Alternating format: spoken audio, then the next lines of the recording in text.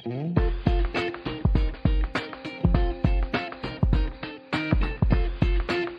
d'abord, bonjour et bienvenue à toutes et à tous à ce webinaire sur la campagne Ce qui est important pour vous. Avant de commencer, on va juste passer quelques petits aspects peu pratiques pour que cette présentation se passe bien. Alors tout d'abord, je vais vous demander de bien laisser votre caméra éteinte et de couper votre micro pour éviter toute interférence pendant la présentation. À la fin de la présentation, vous pourrez poser vos questions et donc là réactiver vos micros ou alors me poser des questions via le chat, qui est mon troisième point. Donc pendant la présentation, si vous souhaitez poster des commentaires, discuter avec les autres participants ou tout simplement dire bonjour aux autres participants, vous pouvez utiliser la boîte de chat que vous avez disponible dans le logiciel Zoom. Et dernier petit point, le webinaire est enregistré pour permettre de le visionner par les personnes qui malheureusement ne peuvent pas être avec nous aujourd'hui, maintenant, ou pour vous permettre à vous de re-regarder un des passages de la présentation. La vidéo sera mise à disposition sur le site internet de la PAX, donc pax.be, et sur notre chaîne YouTube. Alors, rentrons dans le vif du sujet maintenant, la campagne, ce qui est important pour vous. Je me présente, je m'appelle Audrey, j'ai rejoint la PAX en 2015. Je suis en charge de la communication et de l'organisation d'événements de type conférence, congrès.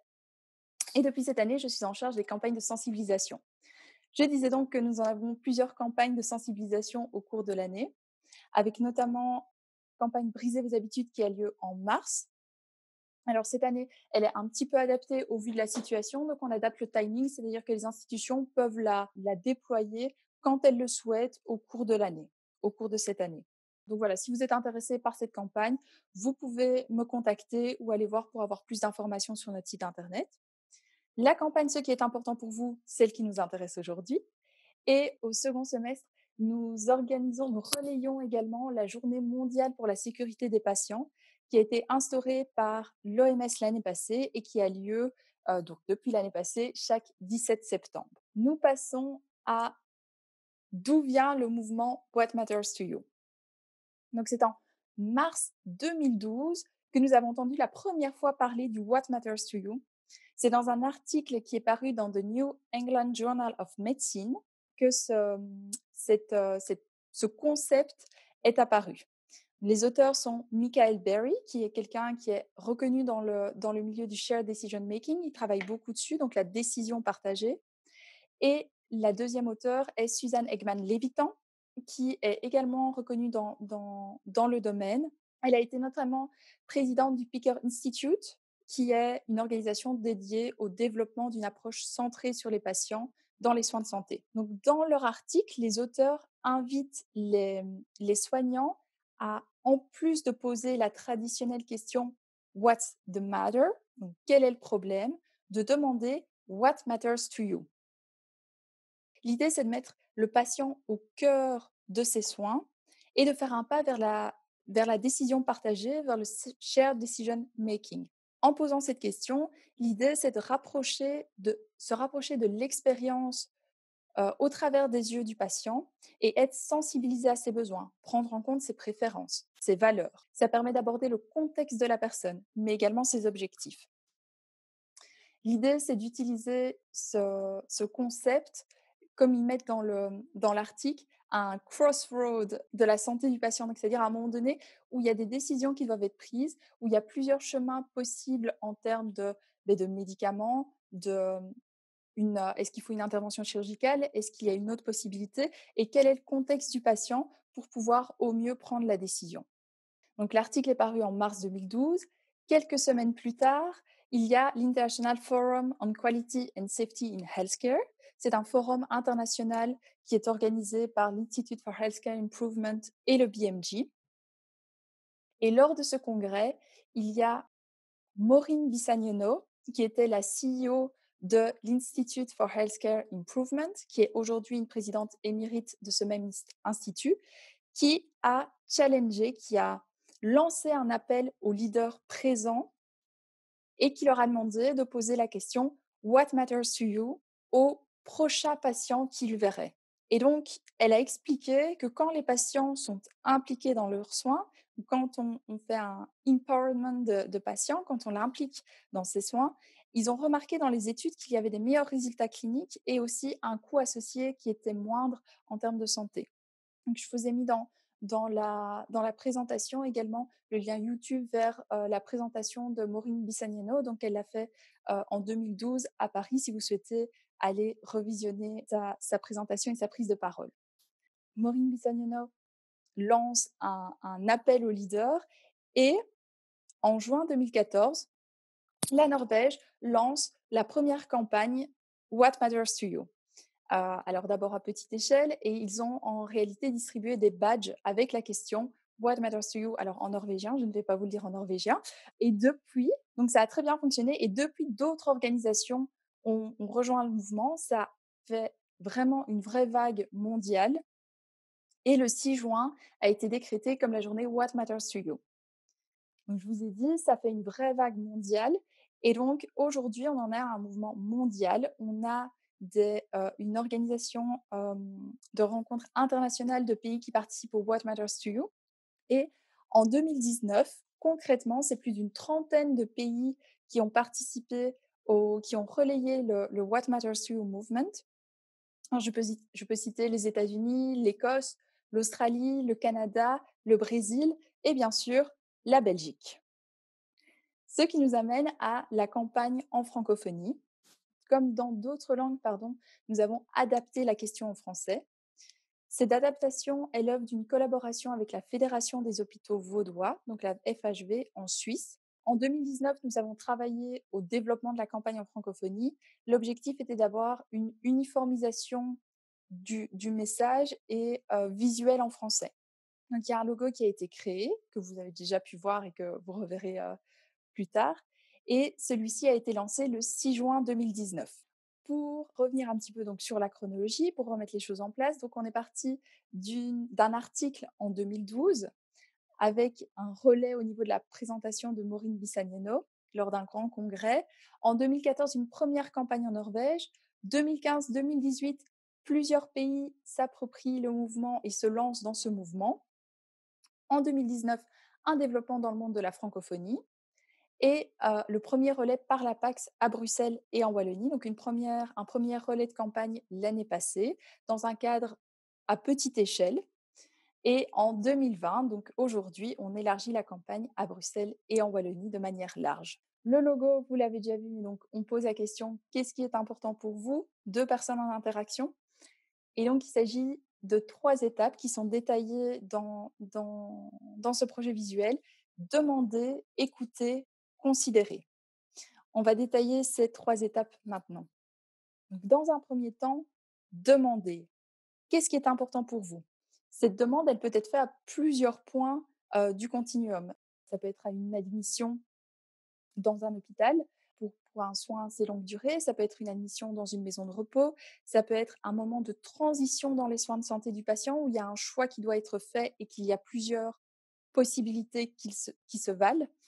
Ça peut être lors d'une consultation également. Ce qui est important, c'est que quand on pose la question au patient lors d'une admission dans un hôpital, par exemple, il y a une communication entre l'équipe multidisciplinaire, bien sûr, sur la réponse qu'a apportée le patient. Alors, on parle d'une question, qu'est-ce qui est important pour vous? En réalité, ça peut être posé de différentes manières, ça peut être demandé de différentes manières. L'important, c'est d'engager la conversation. Alors là, je vais donner quelques exemples de variantes. Quelles sont les choses qui sont importantes pour vous en ce moment? Que souhaiteriez-vous accomplir? Qu'aimeriez-vous accomplir? Quand vous passez une bonne journée, quelles sont les choses qui y contribuent? Qu'est-ce qui compte pour vous par la suite? Qu'est-ce qui est important pour vous aujourd'hui, maintenant? Ça peut être important dans notre contexte actuel de savoir s'il y a des modifications au niveau des attentes des patients à l'heure actuelle.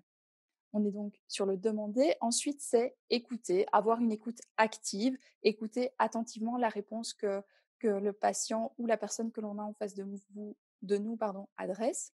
Considérer ce qui importe pour la personne. Donc, vous pourrez discuter, prendre des actions au regard de la réponse du patient. Il peut y avoir une certaine réticence à poser la question en se disant: «Mais si je pose la question et que je ne sais pas répondre, je ne sais pas prendre d'action par rapport à ce que le patient me dit». Et donc là, de manière générale, dans les témoignages qu'on a déjà partagés au niveau de la communauté internationale, ce que l'on remarque, c'est que les réponses restent réalistes. Mais surtout, ce qui est important, c'est de considérer. Donc ici, je vous partage une illustration du docteur Damara Gutnick, qui travaille aux États-Unis, dans un grand groupement des soins de santé. Elle fait partie du groupe international, donc What Matters to You, dont je vous ai parlé précédemment et auquel l'APAX participe. Elle m'a envoyé cette illustration et nous l'a gentiment traduit en français quand je lui ai demandé si je pouvais l'utiliser lors de ce webinaire. Donc merci Damara. Et elle a partagé cette illustration lors du Motivational Interviewing Network of Trainers Forum.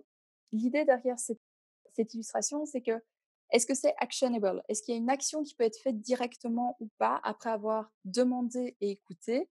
Si oui, très bien, nous pouvons mettre en place des choses.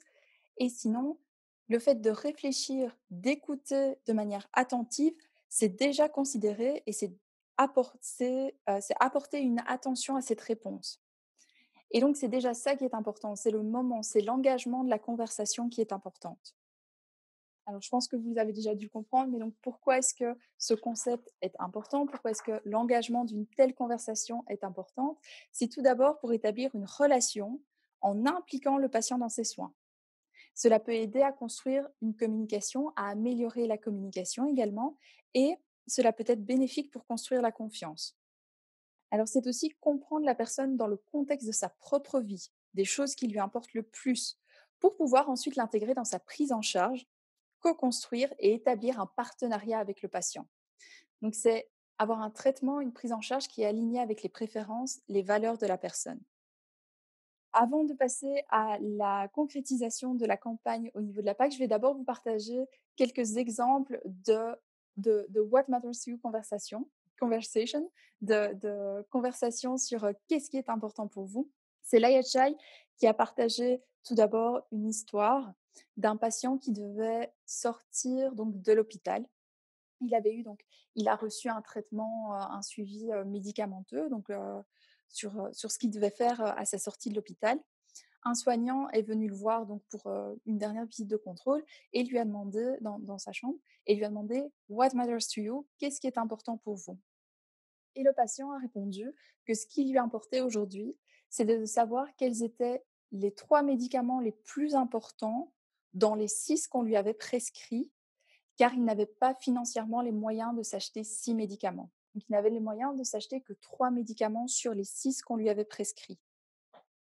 Alors concrètement, cette conversation a découlé sur 2 actions. C'est premièrement, un contact avec une aide sociale pour voir ce qui pouvait être fait, et deuxièmement, c'est une réunion au niveau de l'équipe multidisciplinaire de ce patient pour voir comment adapter au mieux le traitement médicamenteux de cette personne, pour coller au mieux, j'ai envie de dire, au contexte de vie de cette personne. Et donc, ils ont adapté son traitement médicamenteux pour qu'il y ait une meilleure compliance à ce traitement et pour que ça corresponde à sa situation de vie actuelle. Donc ça, c'est un premier exemple d'un What Matters to You moment. Un autre exemple qui a déjà été partagé précédemment, que j'ai en tête, c'était une personne qui était toujours dans le monde anglo-saxon, qui était dans une maison, ce qui pouvait s'apparenter à une maison de repos. Et cette personne a eu un moment où il était moins bien. Et on voyait une démotivation dans sa manière d'être, dans sa manière de parler. Il n'était pas bien. Et il ne s'exprimait pas sur ça en tant que tel. Donc il y a un membre du personnel qui est venu le voir et qui lui a demandé: «Et qu'est-ce qui est important pour vous? Qu'est-ce que tu veux accomplir aujourd'hui?» La réponse a été qu'en fait, c'était le jour de son anniversaire de mariage avec sa femme arrivait. Sa femme était décédée quelques années plus tôt et en fait, ce qui lui importait à ce moment-là, c'était que le jour de son anniversaire de mariage, donc c'était quelques jours après, qu'on lui mette la chemise bleue, parce que chaque année, quand sa femme était encore en vie, c'était cette chemise-là qu'il mettait pour son anniversaire de mariage. Et donc, il a été noté que je ne sais plus quel jour c'était, mais on va dire tous les 5 mai, il fallait mettre la chemise bleue à monsieur. Pourquoi et comment poser la question en 2020 concrètement avec la PAX? Donc là, on passe vraiment sur le côté pratique plutôt de la campagne. Mais vous l'avez compris, l'implication du patient, l'empowerment du patient, le partenariat du patient dans ses soins, c'est vraiment au cœur de ce concept. Pourquoi y participer? Parce que vous souhaitez impliquer vos patients, vos résidents dans leurs soins. C'est un soutien si vous avez une culture organisationnelle justement qui prône la participation du patient, la participation du résident. Mais dès lors, c'est un petit outil, c'est une action qui peut être faite pour concrètement mettre cela en place. Comprendre ce qui importe le plus pour la personne qui est en face de vous, parce que vous souhaitez améliorer la prise en charge de vos patients, de vos résidents, et aussi parce que la PAX vous soutient dans cette démarche et met à disposition des supports visuels. Quand? Le 9 juin. Alors, vous allez me dire que précédemment, j'ai dit que la journée internationale était le 6 juin. Donc, je vous ai dit qu'il y avait une communauté internationale du mouvement What Matters to You. Cette année, nous sommes accordés sur la date du 9 juin pour que ce soit un jour de semaine. Donc voilà, donc cette année, c'est le 9 juin. Pour qui? Donc au niveau de la PAX, on travaille, nos activités sont à destination des institutions de soins à Bruxelles et en Wallonie, hôpitaux, mais aussi secteur des aînés. Donc la question, comme vous l'avez compris, à la base, c'est une question qui est posée par un membre du personnel d'une institution de soins à un patient, mais cette question peut également être transposée au niveau du staff de terrain, surtout dans le contexte actuel. Notre staff, je pense, est bien mobilisé actuellement, et donc ça peut être aussi une question qui peut leur être posée.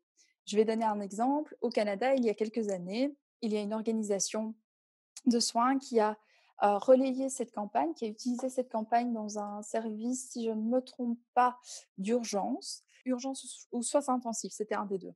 Et ils ont mené la campagne en parallèle sur les deux publics, pour les deux publics, donc et le staff de terrain et les patients, qu'ils ont fait un grand mur qui permettait de récolter des post-it sur ce qui était important pour les deux publics. Et donc les personnels, le staff de terrain pouvait poser la question sur des post-it de couleur verte de mémoire, tandis que les patients, c'était des post-it de couleur bleue. Donc voilà, c'est pour montrer qu'il y a plusieurs possibilités. À la base, c'est une conversation entre personnel de soins et patients, mais elle peut être transposée. Comment y participer? Avec la PAX toujours. Concrètement, c'est être ou identifier un ambassadeur dans son institution. Donc l'idée, c'est que l'APAX ait un point de contact au niveau de l'institution pour pouvoir discuter des actions que vous souhaitez mettre en place et pour la distribution des supports que l'on met à disposition.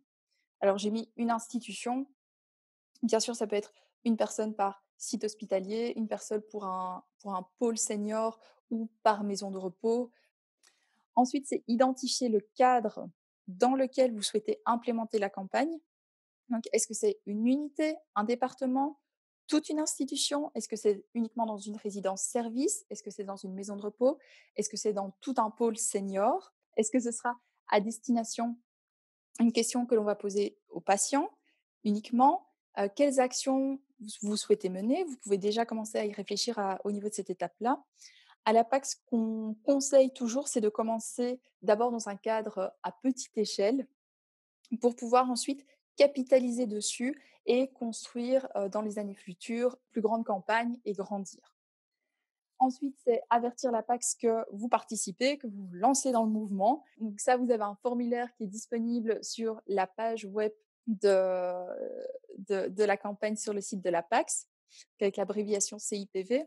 Là, vous remplissez simplement le formulaire, je reçois un email et donc là, on peut commencer à discuter sur, moi, juste pour savoir ce que vous souhaitez mettre en place et au niveau de la quantité des supports de communication que vous souhaiteriez dans l'idéal pour mener à bien cette campagne dans votre institution. Communiquer dans votre institution, bon, ça peut être fait en parallèle, hein, c'est pas des étapes 1, 2, 3, 4, 5, ça peut être parallèle.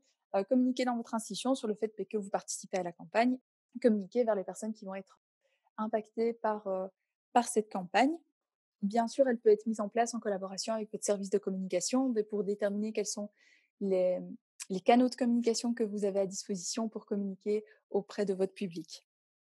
Le jour J, on met des actions en place. Alors cette année, Voilà, ça a un peu teinté toute ma présentation, mais donc cette année, on est dans des circonstances particulières et donc certaines actions ne pourront pas être nécessairement possibles, mais d'autres pourront, être mises en place avec beaucoup de créativité, je pense. Il peut y avoir donc, les années précédentes, on avait des murs de post-it, ça peut toujours être le cas.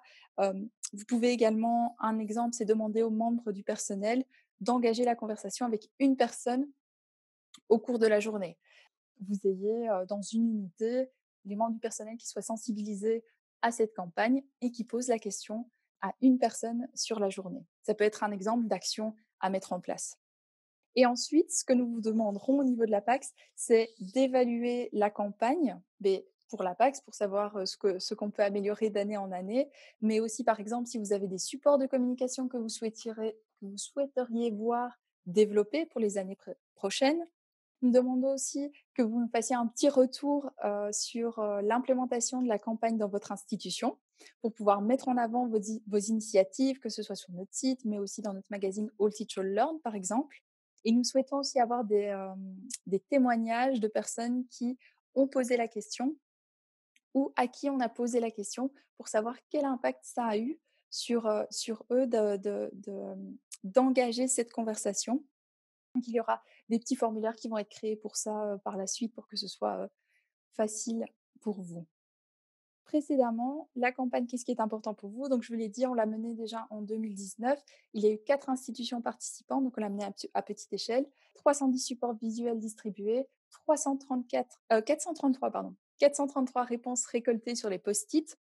Concrètement, les réponses récoltées sur les post-it, c'était vraiment ça touchait diverses thématiques. Quelques exemples, c'était l'écoute, avoir des vêtements corrects, par exemple, dans des institutions, de longue durée, le respect, être rassuré. Donc voilà, ce sont, des exemples et alors en action, voici quelques photos qui ont été partagées par les institutions l'année passée. Donc il y a eu 2 hôpitaux généraux, une institution psychiatrique et une maison de repos qui ont participé. Alors le thème général cette année-là, ça a été le mur de post-it disponible pour, les patients. Donc l'idée, c'était qu'ils avaient, dédié un mur et les patients pouvaient coller les post-it. Alors là, dans une des institutions, en l'occurrence, il y avait une équipe qui était là pour les guider, pour répondre à leurs questions. Dans une maison de repos, c'était directement les personnes, les résidents qui collaient les post-it sur le mur. Alors la maison de repos avait aussi organisé une grande journée avec les proches des résidents et le personnel, de l'institution et c'était une grande journée d'échange où il y avait un free code qui était là et ils pouvaient, vraiment discuter sur ce qui était important pour eux et le noter sur les post-it. Cette année sera probablement un cadre plus restreint. On peut totalement penser à une adaptation dans une maison de repos où le post-it, alors c'est moins peut-être collaboratif quelque part, mais que le post-it soit mis dans la chambre du résident pour que chaque membre du personnel qui rentre dans la chambre puisse voir ce qui est important pour la personne. C'est une idée. En Suisse, l'année dernière, ce qu'ils ont fait aussi qui était, je trouve une chouette initiative, c'était par exemple pour les patients qui sont des enfants. Donc dans un service de pédiatrie, ils ont demandé aux enfants de dessiner ce qui était important pour eux. Donc voilà, ça peut vraiment s'adapter à tout public. Dans une année précédente aussi, dans un pays anglo-saxon, ils ont fait la même chose. Ils ont demandé aux enfants de dessiner ce qui était important pour eux. Et ensuite, ils ont ils ont affiché ce dessin sur la porte de la chambre de l'enfant, côté couloir, donc à l'extérieur, pour que chaque personne, avant qu'il rentre dans la chambre, puisse voir ce qui était important pour l'enfant. Voilà, c'est quelques petits exemples et donc au niveau de la PAC, ce qu'on fait aussi évidemment, c'est une, grande action au niveau des réseaux sociaux où on partage le 9 juin, j'allais dire le suivant, le 9 juin cette année, toutes les actions qui peuvent être mises en place, mais aussi les messages, importants. Les ressources que nous mettons à disposition, donc vous l'avez compris, il y a des post-it. Je pense que c'était clair, le message était clair. De l'année précédente, nous avons des badges et des post-it. Et cette année, nous avons ajouté une affiche parce que c'était une des demandes que nous avons reçues l'année dernière, c'était d'avoir des affiches pour cette campagne et donc nous avons ajouté des affiches en format A3. Pour les supports visuels, sachez que si vous vous engagez dans la campagne, donc vous vous inscrivez via le formulaire pour la campagne. Donc a priori pour cette année, il faudrait le faire dans le courant du mois de mai, je dirais. On vous envoie donc si vous vous inscrivez et que vous vous lancez dans cette campagne, on vous envoie toujours les formats digitaux. Donc ça, vous les avez. Et alors ensuite, pour les formats physiques, là, on parle un petit peu plus au niveau de la quantité, ce dont vous avez besoin, le cadre, et cetera. Voilà, je vais, clôturer ce webinaire. Merci à tous d'y avoir, participé et d'avoir été, actifs, sur le chat. J'espère que vous serez nombreux à participer à cette campagne.